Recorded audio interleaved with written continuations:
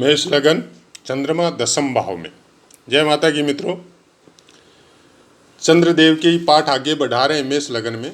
उसी पे आप आज चर्चा करेंगे कि मेष लगन में अगर चंद्रमा दसम भाव में विराजमान हो तो काल पुरुष की कुंडली अनुसार भी और मेष लगन के अनुसार भी ये मकर राशि में जाके विराजमान होंगे दसम स्थान में। और मकर राशि शनिदेव की राशि, जैसा कि पाठ का नियम है, मकर राशि के अंतर्गत उत्तराषाढ़ा का दूसरा, तीसरा और चतुर्थ चरण आएगा। इसका स्वामित्व सूर्य देव के प्राप्त है। और श्रवण नक्षत्र के चारों चरण आएंगे, जिसका स्वामित्व खुद चंद्रदेव को प्राप्त है। और धनिष्ठा नक्षत्र का पहला और दूसरा चरण आएगा, उसका स्वामित्व मंगल देव को प्राप्त है। अंश बल में प्रथम 6 अंश तक मृतावस्था में रहेंगे, उसके बाद में 12 अंश तक वृद्धावस्था में, फिर 18 अंश तक युवावस्था में, और फिर 24 अंश तक कुमारावस्था में, और फिर 30 अंश तक बाल्यावस्था में। कारक भाव राशि अनुसार चतुर्थ है। और वैसे भी चतुर्थ में जहाँ माता की बात आती हो तो कारक भाव माता के से संबंध में चतुर्थ ही देखा जाता है। और उसका कारकत्व या उस कारक का स्वामित्व चंद्रदेव को ही प्राप्त है। नवमांश में अगर मकर राशि पे चंद्रदेव है या कोई भी ग्रह है तो प्रथम 3.20 डिग्री तक मकर के ही नवमांश में रहेंगे, तो ये वर्गोत्तमी हो जाते हैं यहाँ पे। उसके बाद में 6.40 डिग्री तक कुंभ के नवमांश में, फिर 10 डिग्री तक मीन के नवमांश में, और 13.20 डिग्री तक मेष के नवमांश में, फिर 16.40 डिग्री तक वृष के नवमांश में, फिर 20 डिग्री तक मिथुन के नवमांश में, और फिर 23.20 डिग्री तक कर्क के नवमांश में, फिर 26.40 डिग्री तक सिंह के नवमांश में, और फिर 30 डिग्री तक कन्या के नवमांश में रहेंगे। 3 नवमांशों का अलग अलग मतलब होता है। प्रथम नवमांश 3.20 डिग्री वाला देव नवमांश होता है, फिर मनुष्य नवमांश होता है, फिर राक्षस नवमांश होता है, फिर 10 डिग्री के बाद में वापस देवता नवमांश, फिर मनुष्य, फिर राक्षस, इसी क्रम में ये चलते रहते हैं। अब इनके फलों का अगर अध्ययन करें तो सबसे पहले आपको ये ध्यान रखना पड़ेगा कि दसम स्थान मतलब आपका कर्म क्षेत्र। कर्म क्षेत्र के संबंध में जब हम लोग ये देखते हैं कि चंद्रमा अगर कर्म क्षेत्र पे विराजमान हो तो पहले बात तो अपने स्थान से सप्तम है। अपने स्थान से सप्तम अगर चंद्रदेव विराजमान है तो उनके फलों में शुभ गुण या शुभ बल से युक्त होते हैं और शुभ दृष्टियों से युक्त होते हैं, तो यहाँ पे आपको बहुत अच्छे फल प्राप्त होते हैं। मतलब आप अच्छे कर्म करेंगे, धर्म से संबंधित कर्म करेंगे, अपने पूरे परिवार का भरण पोषण करते हुए परिवार की उन्नति के लिए कर्म करेंगे। पूरे परिवार की उन्नति के विषय में जब देखा जाएगा तब यहाँ पे बैठा हुआ चंद्रदेव यहाँ पे अपने स्थान को पूर्ण दृष्टि से देख रहा है, तो उनके शुभ फलों में बहुत जबरदस्त वृद्धि करेंगे। लेकिन यहाँ पे मकर राशि में होने की वजह से, मकर राशि शनिदेव की राशि है और शनिदेव से चंद्रमा की ज्योतिष शास्त्र में शत्रुता बताई गई है। तो सबसे पहले आपको ये देखना है कि शनिदेव कहाँ विराजमान है। उसके ऊपर बहुत कुछ डिपेंड होगा कि यहाँ पे मकर राशि पे बैठ के चंद्रदेव आपको कैसे फल प्राप्त या कैसे फल दे सकते हैं।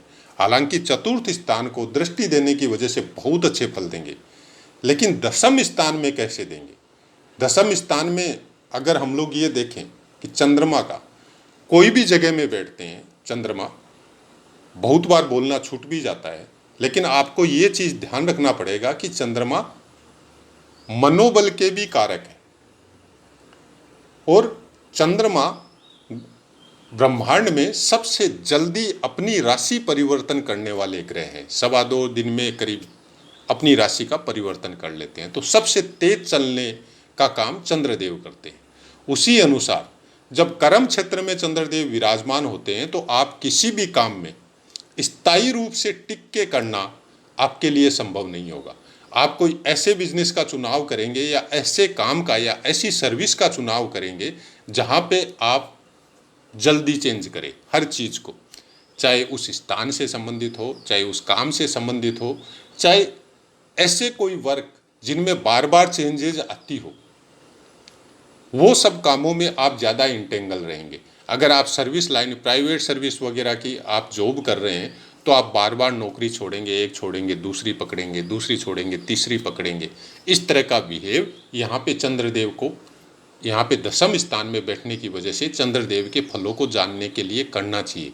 लेकिन यहाँ पे बात यही है कि शुभ दृष्टि हो, अंश बलों से बली हो, पक्ष बल से बली हो, शुक्ल पक्ष का चंद्रमा बलवान होता है, वो उसके अनुसार हो, तब क्या होगा कि नौकरी तो तब भी छोड़ेंगे आप, और नई नई नौकरियां या नए नए काम पकड़ेंगे या नया नया बिजनेस चेंज करेंगे।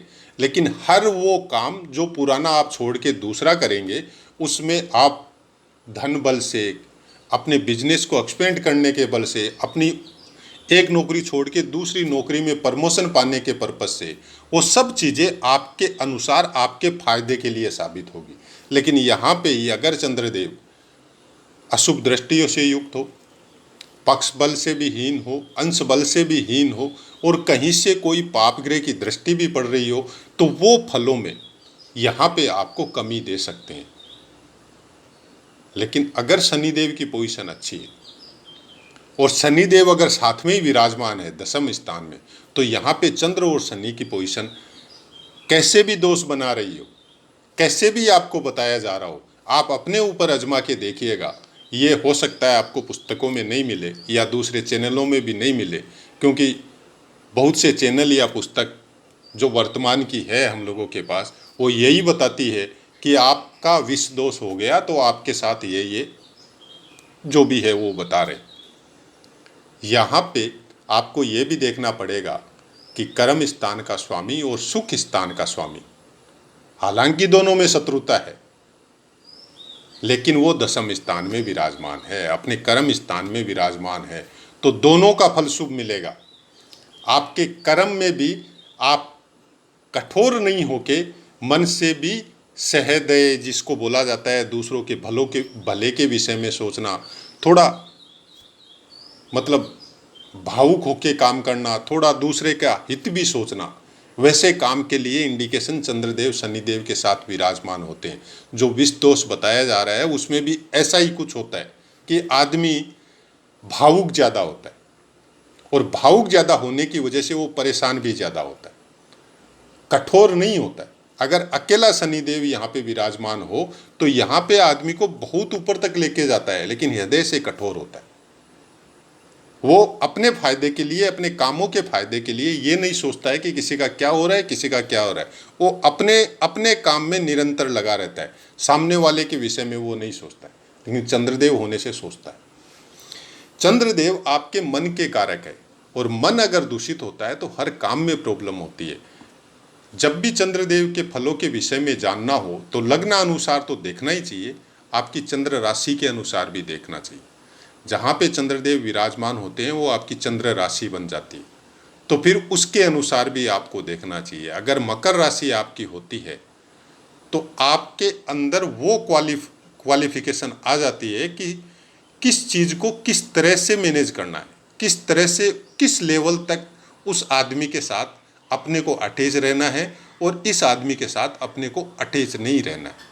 आपको ये समझ में आने लगता है कि ये मेरे को नुकसान भी दे सकता है, मेरे साथ अपनी बात या कुछ भी तरह की इस तरह की बात जो उसके फायदे के लिए हो वो आपके साथ करके आपको नुकसान भी पहुंचा सकती है। चंद्रदेव जल के कारक है, और मकर राशि के साथ अगर या मकर राशि में बैठते हैं तो कुछ न कुछ जल में कसेलापन या दूषित जल वैसा कुछ हो सकता है। तो यहाँ पे अगर किसी की मकर राशि है तो सामने वाले से, जिनके साथ आप मित्रता रख रहे हैं, जिनके साथ आप अटैच हैं, तो उनके विषय में थोड़ा अलर्ट रहने की ज़रूरत है। शनिदेव की प्लेसमेंट अच्छी हो, शनिदेव अच्छे स्थानों पे विराजमान हो, तब एक अलग बात है, वो अलग लेवल की प्रिडिक्शन हो जाती है पूरी कुंडली देखने के बाद में। लेकिन कुछ न कुछ दुख का या ये समझे कि धोखा खाने की प्रवृत्ति का इंडिकेशन मकर राशि में चंद्रदेव विराजमान होने से होते। कर्म स्थान के संबंध में चंद्रदेव दशम स्थान में बहुत अच्छे फल देते हैं, लेकिन मेहनत से कम और मन के द्वारा या अपनी इमेजिनेशन के द्वारा कोई काम आप जो भी करते हैं उनके फलों में उत्तरोत्तर उन्नति करते जाते हैं। बाकी ग्रह मंगल देव का हो या सूर्य देव का हो सपोर्ट मिले तब मेहनत भी बहुत अच्छी करेंगे, लेकिन अकेला चंद्रमा अगर दूसरे ग्रह का सपोर्ट नहीं मिले तो इतना मेहनत नहीं करवाता आपसे। चंद्रदेव आपके सुख का कारक भी है, क्योंकि चतुर्थ स्थान का स्वामित्व चंद्रदेव के पास है। तो यहाँ पे आप थोड़े लेजी हो सकते हैं, थोड़े आलसी भी हो सकते हैं, उन चीज़ों से आपको बचना पड़ेगा। लेकिन दूसरे ग्रह का अगर सपोर्ट मिलता है और गुरुदेव जैसे ग्रह का अगर सपोर्ट मिल जाए और शुभ दृष्टि इनके ऊपर आ जाए या प्लेसमेंट साथ में हो जाए, सुनने को यह भी मिल सकता है कि गुरुदेव नीच राशि पे विराजमान है, लेकिन अगर प्लेसमेंट साथ में हो तो बहुत अच्छा फल मिलता है। क्योंकि त्रिकोण का स्वामी केंद्र में, और केंद्र में भी उस केंद्र में जो सबसे बड़ा और बली केंद्र है, वहाँ पे अगर विराजमान होता है सुखेश के साथ, तो इससे अच्छा योग शायद ही मिलेगा। नक्षत्रों का अपना एक योगदान होता है। अगर श्रवण नक्षत्र पे चंद्रदेव यहाँ पे मकर राशि में विराजमान हो तो कुछ न कुछ पीड़ा यहाँ पे चंद्रदेव जरूर देंगे। आपके मन को, आपके दिमाग को कुछ न कुछ भ्रमित या कुछ न कुछ खराबी, कोई ऐसे फैसले, कोई ऐसा काम आपसे करवा सकते हैं जिसकी वजह से आपके सुखों में, आपके परिवार की उन्नति में, आपके भवन, भूमि, जगह, जमीन, जायदाद के संबंध में दूसरे पे विश्वास करके अगर करेंगे तो कुछ न कुछ प्रॉब्लम आपको यहाँ पे अगर श्रवण नक्षत्र में है तो चंद्रदेव दे सकते हैं। क्योंकि श्रवण नक्षत्र में 13.20 डिग्री तक, मतलब आपके 10 डिग्री से लेके 23.20 डिग्री तक श्रवण नक्षत्र रहेगा मकर राशि में। तो यहाँ पे थोड़ा आपको अलर्ट रहने की ज़रूरत है। हाँ, ये अलग बात है कि यहाँ पे अगर किसी अच्छे ग्रह की दृष्टि या युति हो जाए तब एक अलग बात है, लेकिन कुछ न कुछ धोखे की प्रवृत्ति, कोई दूसरा आपको धोखा दे या आपके दिमाग को या मन को दुखी करे, वैसा कुछ मकर राशि में चंद्रदेव होने से दशम स्थान में आपके कर्म क्षेत्र में हो, आपके कामों के क्षेत्र में हो, वर्तमान के कर्म जैसे हो रहे हैं उसके क्षेत्र में हो, तो उसको आपको अगर आप ध्यान में रख लें तो फिर कोई दिक्कत आने वाली नहीं है। केवल मन को कंट्रोल में करना है, आपको वो चीज़ें करनी है जिससे आपका विल पावर बढ़ा हुआ रहे। शत्रु राशि में होने की वजह से कुछ प्रॉब्लम आपके जीवन में एनी टाइम, चंद्रदेव सबसे ज़्यादा फास्ट गति से चलने वाले ग्रह हैं, तो बहुत जल्दी घूम के वापस मकर में आते हैं या उसके सामने करक में आते हैं। तो दशम स्थान में कुछ न कुछ पीड़ा यहाँ पे, अशुभ दृष्टि हो, हीन बली हो, अंश बल में हीन हो, तो कुछ न कुछ पीड़ा यहाँ पे आपको देते रहेंगे। वो कोई लंबी या स्थायी पीड़ा नहीं, चंद्रदेव की कभी भी स्थायी पीड़ा नहीं होती। आप ये समझिए कि वो चलित पीड़ा है, 2 दिन रहेगी, तीसरे दिन से सुधार चालू हो जाएगा। ऐसा कुछ चंद्रमा का फल पीड़ा के संबंध में होता है। लेकिन लिक्विड के संबंध में, मनी के संबंध में, यहाँ पे दशम स्थान में बैठ के आपको कोई खराब फल की प्राप्ति नहीं होगी।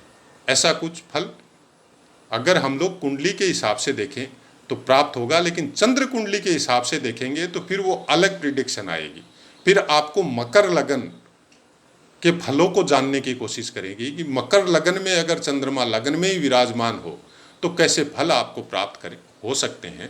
तो उन पाठों को, अभी मेष लगन चालू हुआ है, धीरे धीरे हम लोग उस लेवल तक भी जाएंगे और पूरे मीन राशि तक का अध्ययन करेंगे। लेकिन यहाँ पे इन पाठों में बताने में जहाँ तक हो सकता है, जो भी हमको याद रहता है या याद आता है या अभ्यास के द्वारा जो हमको प्राप्त हुआ है, वो सब बताने की कोशिश कर रहे हैं, जिससे आप नोटिंग भी कर सको। और इसमें जो आपका थंबनेल लगाया गया है या जो स्क्रीन दिया हुआ है, वो भी ये सब लिख के इसीलिए दिया हुआ है कि आप उसको नोटिंग कर सको या स्क्रीनशॉट लेके अपनी याददाश्ती के लिए, उसको याद करने के लिए आप अपने पास रख सको। उसके साथ पुस्तकों का और अभ्यास का काम निरंतर चलते रहना बहुत ज़रूरी होता है। तो आशा है मित्रों पाठ समझ में आया होगा। पाठ से संबंधित कोई बात हो तो आप कमेंट कर सकते हैं, 100% आपको आंसर मिलेगा। अब अपनी वाणी को विराम देते हैं। जय माता।